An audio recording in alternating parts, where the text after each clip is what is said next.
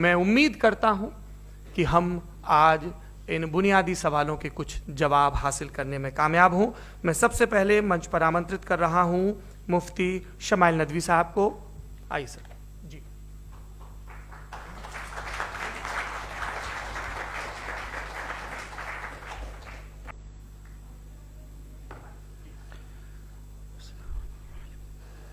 तमाम तारीफ़ें उस क्रिएटर के लिए जिसने इस यूनिवर्स को एक मकसद के तहत पैदा किया है। रिस्पेक्टेड जनाब जावेद अख्तर साहब, मिस्टर सौरभ द्विवेदी और respected audience, thank you all for being here today. आज की डिबेट में चूंकि हम बात करने वाले हैं डज गॉड एग्जिस्ट के टॉपिक पर, तो ये एक ऐसा टॉपिक है जिसके मुताल्लिक कोई भी डिसीजन लेने के लिए अलग अलग स्टैंडर्ड्स हो सकते हैं। लिहाजा डिबेट के शुरू में यह ज़रूरी है कि हम ये जान लें कि आज के इस टॉपिक में कौन सा स्टैंडर्ड सही होगा और कौन सा गलत होगा। सबसे पहला स्टैंडर्ड जिसे मैं समझता हूं कि हमारे रिस्पेक्टेड जनाब जावेद अख्तर साहब बड़ी तेज़ी के साथ उसकी तरफ लपकेंगे, वो है साइंस। जबकि साइंस दर हकीकत खुदा के एग्जिस्टेंस को डायरेक्टली साबित करने या उसके एग्जिस्टेंस को डिनाई करने के लिए स्टैंडर्ड नहीं बन सकती। और उसकी वजह क्या है, ये मैं नहीं कह रहा, ये वो लोग कह रहे हैं जो साइंस के एक्सपर्ट्स हैं। नेशनल एकेडमी ऑफ साइंस कहती है science doesn't have the processes to prove और disprove the existence of God. Why? क्योंकि साइंस का ताल्लुक एम्पेरिकल एविडेंस से है और एम्पेरिकल एविडेंसेस का ताल्लुक हमारे नेचुरल और फिजिकल वर्ल्ड से है, जबकि गॉड नॉन फिजिकल और सुपर नेचुरल रियलिटी है। लिहाजा नॉन फिजिकल रियलिटी को आप उस टूल के साथ नहीं चेक कर सकते जिसका काम फिजिकल रियलिटी को तलाश करना है। लिहाजा आज इस डिबेट में गॉड की एग्जिस्टेंस को साबित करने या उसे डिनाई करने में साइंटिफिक एविडेंस को एक्सेप्ट नहीं किया जाएगा। दूसरा स्टैंडर्ड हो सकता है रेविलेशन, कि रेविलेशन के जरिए हम यह साबित करें कि गॉड एग्जिस्ट करता है या नहीं। लेकिन यह स्टैंडर्ड भी आज इररेलेवेंट है। क्यों? क्योंकि रेविलेशन मेरे नजदीक सोर्स ऑफ नॉलेज है, वैलिड सोर्स ऑफ नॉलेज है, लेकिन हमारे जावेद अख्तर साहब के नजदीक यह वैलिड सोर्स ऑफ नॉलेज नहीं है। लिहाजा आज की डिबेट में मैं एक भी एविडेंस किसी भी मजहबी स्क्रिप्चर से नहीं दूंगा ताकि जावेद अख्तर साहब के लिए वो अनएक्सेप्टेबल ना हो।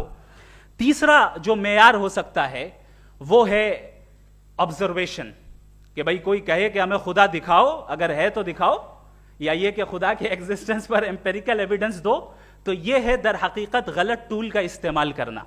ये ऐसा ही है कि जावेद साहब मुझसे ये मुतालबा करें कि मुफ्ती साहब आप मेटल डिटेक्टर के जरिए प्लास्टिक डिटेक्ट करके दिखाएं। अब चूंकि प्लास्टिक डिटेक्ट नहीं हो पा रही है लिहाजा plastic does not exist. No, you are using the wrong tool. इस टूल से प्लास्टिक को डिटेक्ट नहीं किया जाता। लिहाजा मैं समझता हूं कि गॉड के एग्जिस्टेंस पर एम्पेरिकल एविडेंस का मुतालबा करना एक बचकाना मुतालबा है और हमारे रिस्पेक्टेड जनाब जावेद अख्तर साहब इस स्टेज से अब बहुत आगे निकल चुके हैं। अब बचता है एक ही स्टैंडर्ड, और वो स्टैंडर्ड है अक्ल, लॉजिक, रीजनिंग। और यही वो स्टैंडर्ड है जिसके तहत गॉड की एग्जिस्टेंस को साबित किया जाएगा या गॉड की एग्जिस्टेंस को डिनाई किया जाएगा। लेकिन चूंकि ये बहुत इंपॉर्टेंट और सेंसिटिव टॉपिक है, इसलिए लॉजिकल आर्ग्यूमेंट भी ऐसा होना चाहिए जो डेफिनेटिव हो, इनडेफिनेटिव ना हो, जो 2 और 2 4 की तरह बिल्कुल वाजे हो, जिसे लॉजिकली रिजेक्ट करना पॉसिबल नहीं हो।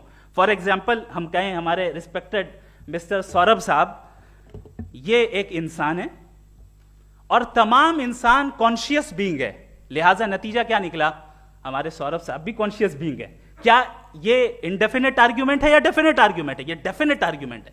ये 2 और 2 की तरह वाजे है, इसमें किसी तरह जो है लॉजिकली इसको रिजेक्ट नहीं किया जा सकता। तो अगर आज हमारे जावेद अख्तर साहब ऐसी कोई अकली दलील और लॉजिकल एविडेंस दें खुदा के ना होने पर जो डेफिनेट भी हो, तो मैं ये ऐलान करता हूं कि यकीनन मैं उस एविडेंस को कबूल करूंगा और उस पर गौर करूंगा।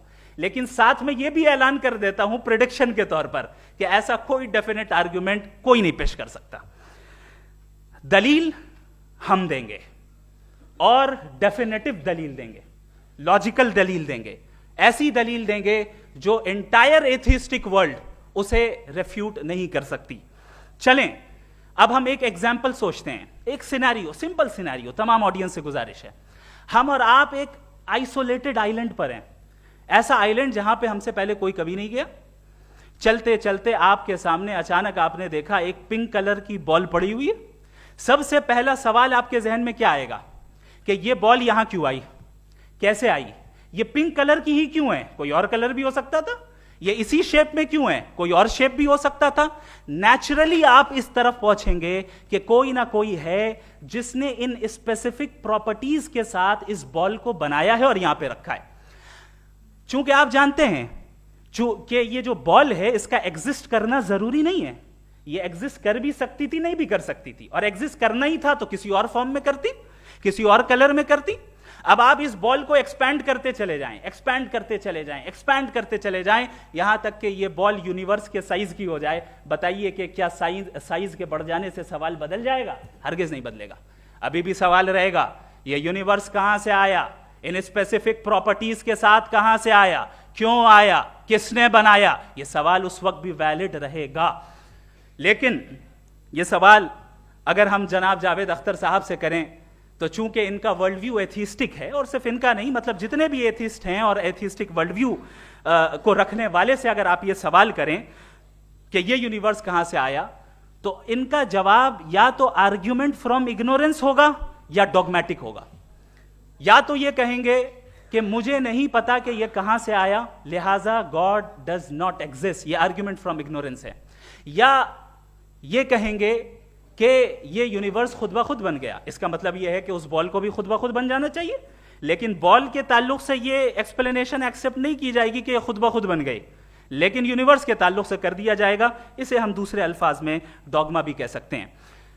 दूसरी चीज, हमारे जावेद अख्तर साहब जरूर गॉड ऑफ गैप्स की मिसाल भी जरूर देंगे, और मिसाल देंगे कि पहले जमाने में बिजलियां कड़कती थी तो लोगों ने किसी एक खुदा की तरफ, और बारिश होती थी तो दूसरे खुदा की तरफ मंसूब कर दिया, उनके पास दलील नहीं थी। यह हमारा वर्ल्ड व्यू है ही नहीं, यह हमारा वर्ल्ड व्यू है ही नहीं, क्योंकि नेचुरल फेनोमेना के प्रोसेस की इंटरप्रिटेशन को जान लेने से यह कहां से साबित हो गया कि गॉड एग्जिस्ट नहीं करता है। इस पर मैं इंशाअल्लाह अभी आगे बात करूंगा। आप हजरात ये भी देखेंगे, और मैं ये एक्सपेक्ट करता हूं कि हमारे रिस्पेक्टेड जनाब जावेद अख्तर साहब जरूर इमोशनल आर्ग्यूमेंट्स भी देंगे, जो कि एक लॉजिकल फेलेसी है जब बात आती है ट्रुथ को डिसाइड करने में। क्यों? मिसाल के तौर पर वो कहेंगे कि अगर गॉड है तो ईविल क्यों एग्जिस्ट करता है, जबकि मैं कहता हूं ईविल का एग्जिस्ट करना गॉड के एग्जिस्ट करने की दलील है, उसके खिलाफ नहीं है। चूंकि अगर गॉड है तो हम सब उसके सामने अकाउंटेबल हैं, और अगर हम अकाउंटेबल हैं तो अकाउंटेबिलिटी के लिए ईविल का मौजूद होना जरूरी है, उसके बगैर हम अकाउंटेबल नहीं हो सकते। और अगर हम अकाउंटेबल नहीं हैं तो हम जनाब जावेद अख्तर साहब से पूछेंगे कि आप बताएं कि फिर सफरिंग इस दुनिया में क्यों है? अगर खुदा नहीं है तो सफरिंग क्यों है? और उन लोगों के जज्बे का क्या जिनके अंदर सफरिंग के बाद इंतकाम लेने का जज्बा पाया जाता है और वो इस दुनिया से ऐसे ही चले गए, क्या उनकी सारी तकलीफें बेकार चली जाएंगी? अब आ जाएं उसी एग्जाम्पल की तरफ कि बॉल, मुझसे अगर कोई पूछे इस बॉल को किसने बनाया और या इस एक्सपेंडेड बॉल को किसने बनाया, मैं कहूंगा कि चूंकि ये यूनिवर्स और इस यूनिवर्स की तमाम चीजें कॉन्टिंजेंट हैं। कॉन्टिंजेंट होने का मतलब ये होता है कि जो अपने एग्जिस्टेंस पे किसी के ऊपर डिपेंड करती हो, तो जाहिर है ये यूनिवर्स कॉन्टिंजेंट है। और अगर कोई चीज कॉन्टिंजेंट नहीं है तो मैं रिक्वेस्ट करूंगा कि मुझे दिखा दें कि कौन सी चीज यूनिवर्स में कॉन्टिंजेंट नहीं है, हम भी जरा गौर कर लें और हम भी देख लें। और जब कॉन्टिंजेंट चीजें मौजूद हैं तो फिलोसोफर्स की इस्तिलाह के मुताबिक, हम उस टर्मिनोलॉजी के मुताबिक हम उस जगह तक पहुंचते हैं और उस हस्ती तक पहुंचते हैं जिसे नेसेसरी बीइंग कहा जाता है, कि ये वो नेसेसरी बीइंग है जिसका मौजूद ना होना नामुमकिन हो। क्योंकि अगर ये मौजूद ना हो तो सारी चीजें एग्जिस्टेंस में आएंगी ही नहीं, और ये सारी कॉन्टिंजेंट चीजें उसी के ऊपर डिपेंड करती हैं। अब अगर आप ये सवाल करते हैं कि फिर उस हस्ती को किसने बनाया, फिर उसका कॉज क्या है, फिर उसका कॉज क्या है, फिर उसका कॉज क्या है, और एंडलेसली चले जाएं, इसे हम कहते हैं इन्फिनिट रिग्रेस ऑफ कॉजेस, जो कि लॉजिकल फेलेसी है। कॉन्सेप्चुअली इन्फिनिटी पॉसिबल है। मिसाल के तौर पे न्यूमेरिकल्स 1 2 3 गिनते चले जाएं, इन्फिनिट नंबर्स हैं। मैं कॉन्सेप्चुअली बात नहीं कर रहा, प्रैक्टिकली रियलिटी में साबित करके दिखाएं कि infinite regress of causes possible हैं या नहीं। अगर पॉसिबल हैं तो हम मान लेंगे, मिसाल दे दें, और पॉसिबल नहीं है तो एक ही ऑप्शन बचता है जिसे हम कहते हैं नेसेसरी बीइंग। ऐसी नेसेसरी बीइंग जो इंडिपेंडेंट है, क्योंकि अगर वो डिपेंडेंट हुई तो वो नेसेसरी नहीं रहेगी। ऐसी इंडिपेंडेंट बीइंग जो इटर्नल है, अगर वो इटर्नल नहीं होगी, उसकी बिगिनिंग होगी तो वो खुद कॉन्टिंजेंट है। ऐसी बीइंग जो पावरफुल है, क्योंकि कॉन्टिंजेंट को एक्चुअलाइज करने के लिए पावर चाहिए। ऐसी बीइंग जो इंटेलिजेंट है और नॉलेजेबल है, क्योंकि ये यूनिवर्स स्पेसिफिक फॉर्म और स्पेसिफिक लॉज ऑफ नेचर के तहत प्रिसाइजली चल रहा है। Thank you. थैंक यू मुफ्ती साहब।